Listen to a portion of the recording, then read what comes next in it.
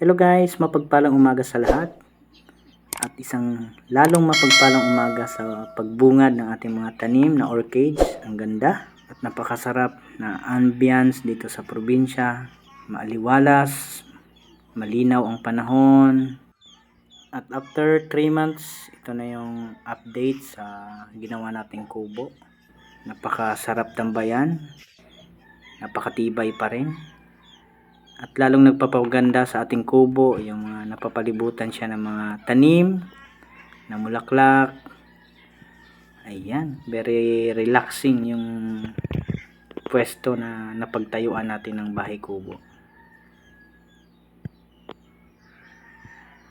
Sarap sa pakiramdam yung ambience talaga ng probinsya, buhay probinsya. Napaka-relax talaga. Bagamat sa probinsya medyo andun yung kahirapan para makalikom ng pera, mababa yung income, pero hindi matatawaran yung sarap na maramdaman pag nakauwi ka ng probinsya. At alam kong maraming nakaka-relate dyan sa mga kapwa nating kababayan.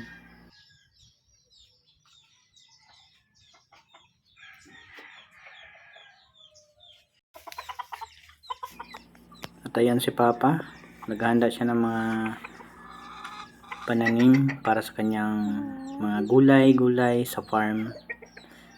Bali, siya yung madiskarting papa ng aking asawa dito sa probinsya ng Bicol.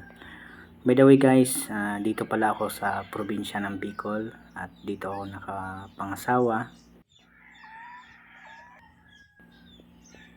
At di ko sa mga taga Bicol dyan, alam kong alam nyo tong tanim na to, pero sa akin bago lang kasi ako dito sa Bicol, kaya di ko pa alam kung anong pinakapangalan nito.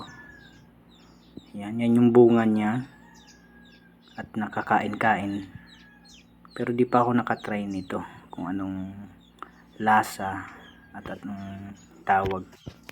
At ito yung loob ng ating kubo guys.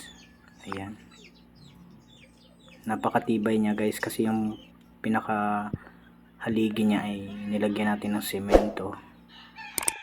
At ayan guys, gugora na si Papa para sa pagpunta dun sa farm niya. Magtatanim siya ng mga gulay. Oo. Nahihirapan. Dahil may dala kasi siyang manok, kaya nahihirapan siyang mag-drive. Ayan, ito pa rin yung kubo natin. Bali, may trapal din kaming nilagay para kung sakaling may malakas na ulan, ayan, ibababa lang namin siya. Ito yung dala ni Papa kaninang manok. Kaya nahirapan siyang mag-drive. Sarap tinulahin yung manok. Yan, isa sa nagpapaganda talaga ng bahay guys, kahit simpleng bahay lang o bahay kubo, ay yung mga tanim. Katulad nito guys, yung mga namumulaklak. Ayan, isa yan sa nagpapaganda ng bahay natin. At nagawa natin to July 28. Ayan, medyo matagal-tagal na at ganyan yung itsura pa niya. Napakatibay guys. At kung umabot ka sa part ng video na to, please comment naman kung taga saan ka para malaman natin kung saan umabot na yung mga video natin. Thank you so much guys, and ingat, God bless.